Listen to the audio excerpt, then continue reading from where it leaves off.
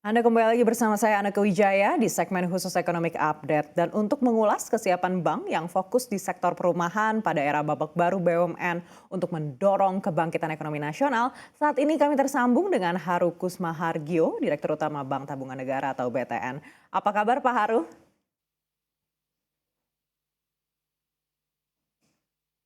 Pak Haru, kami belum bisa mendengar suara Kabar Bapak. baik, ya.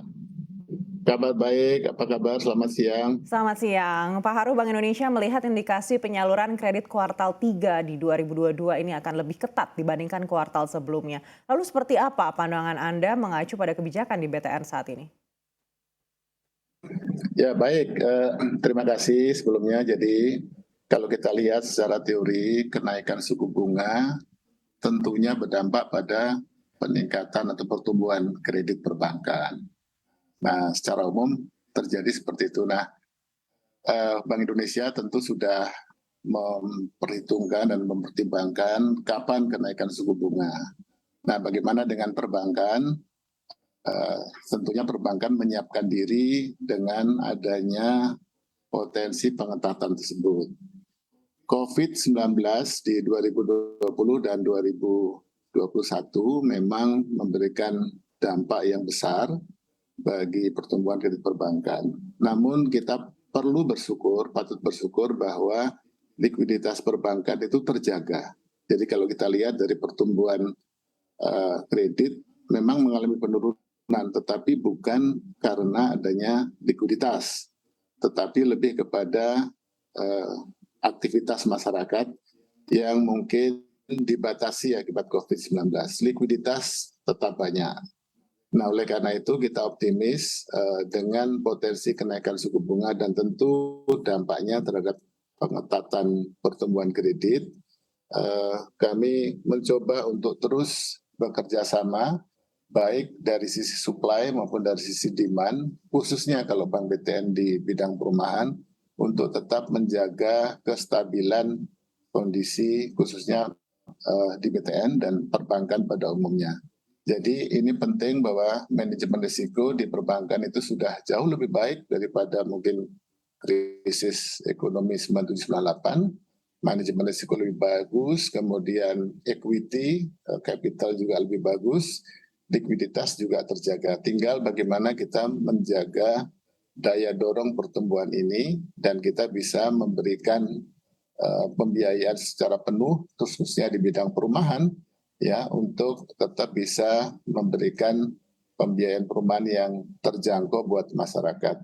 Caranya bagaimana? Ya kita melakukan baik untuk nasabah-nasabah penyimpan retail, kita tingkatkan layanannya, kita percepat juga layanannya lebih mudah, sehingga mereka akan lebih banyak melakukan transaksi perbankan. Yang kedua juga kerjasama dengan beberapa partner ya, baik perusahaan, institusi, untuk juga bisa memberikan fasilitas pembiayaan perumahan dengan membantu likuiditas perbankan khususnya BTN. Kita punya juga sektor subsidi yang memberikan likuiditas kepada BTN, juga partner kita seperti BPJS dan mungkin institusi atau korporasi yang lain itu sangat welcome untuk bekerja sama khususnya dalam penyediaan pembiayaan perumahan. Lalu bagaimana upaya yang dilakukan BTN untuk dapat menyediakan pembiayaan yang murah serta memperluas akses kepada masyarakat untuk memiliki hunian? Kalau bicara tentang pembiayaan yang murah, mari kita lihat dulu bahwa sesungguhnya demand itu ada dan tinggi. Kebutuhan lebih besar lagi. Kita tahu bahwa angka backlog yang masih cukup tinggi walaupun sudah mengalami penurunan, tetapi backlog masih cukup tinggi 12 juta. Dan kebutuhan atau need yang tinggi ini belum seluruhnya bisa menjadi demand, sebelumnya bisa menjadi permintaan.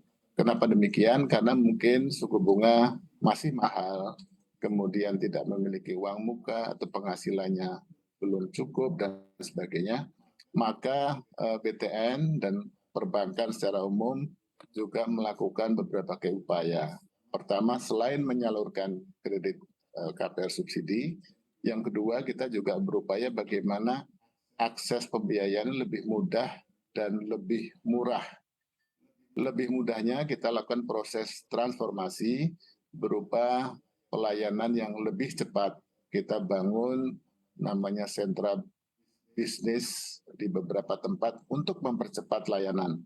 Kita juga menekankan bagaimana sales dan service lebih banyak karena dengan digitalisasi perbankan maka jumlah SDM yang tersedia akan lebih banyak berperan di dalam pemasaran maupun juga dalam pelayanan karena aktivitas yang sifatnya rutin sudah disentralisasi. Itu untuk kemudahan.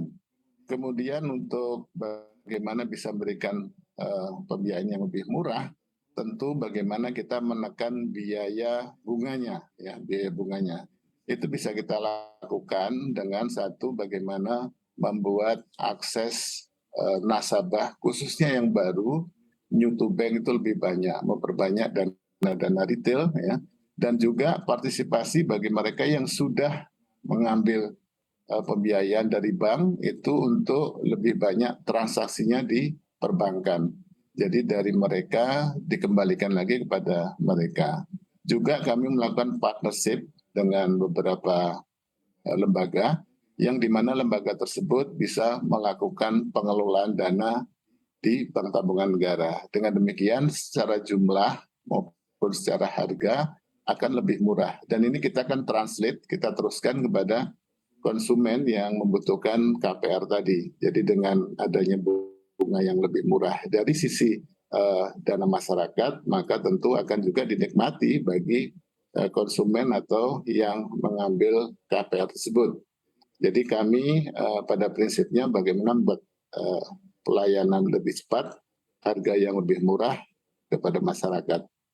Jadi kuncinya adalah kita berkolaborasi dan juga melakukan partnership. Selain itu, selain tadi murah, kita juga bikin yang mudah bahwa kami meneliti tidak semua masyarakat itu harus mengambil pembiayaan KPR. Mungkin sebagian mereka akan melakukan sewa misalnya.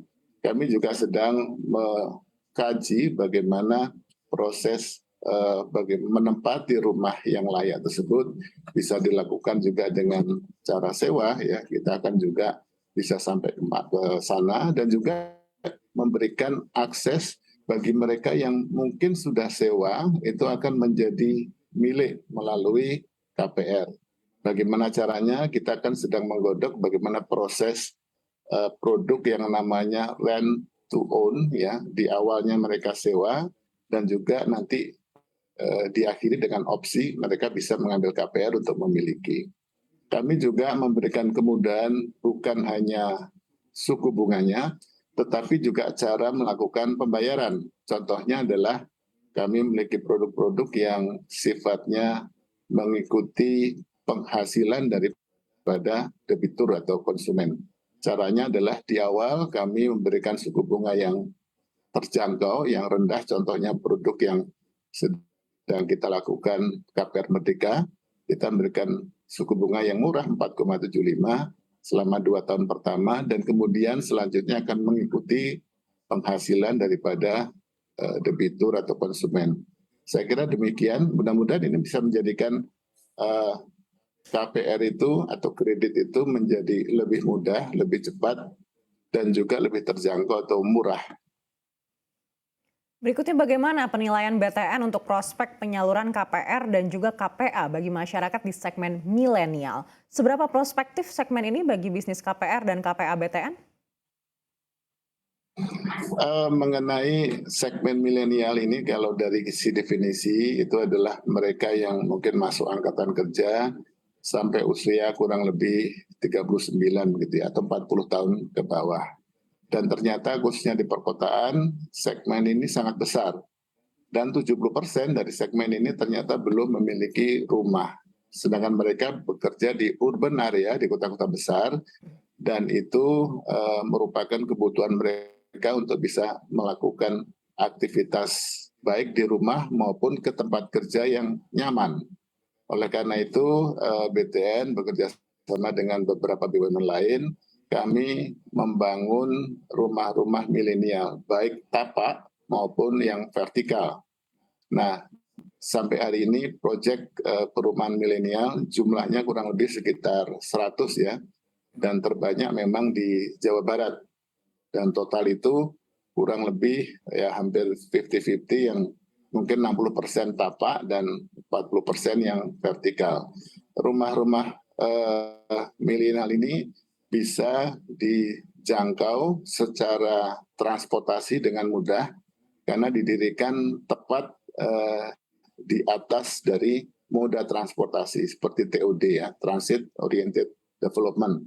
Jadi kalau kita lihat contoh yang paling dekat di kita mungkin ada Tanjung Barat ya, Pondok Cina, mungkin ada Cibubur, BSD, Bekasi.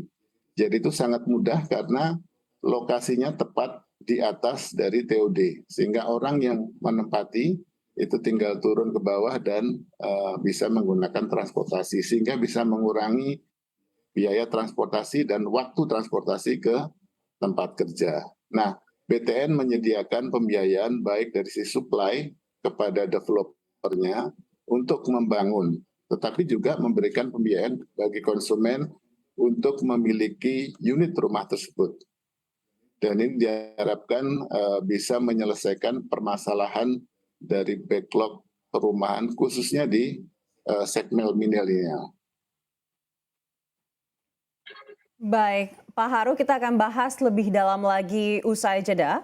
Dialog Economic Update akan kami lanjutkan sesaat lagi, tetaplah bersama kami.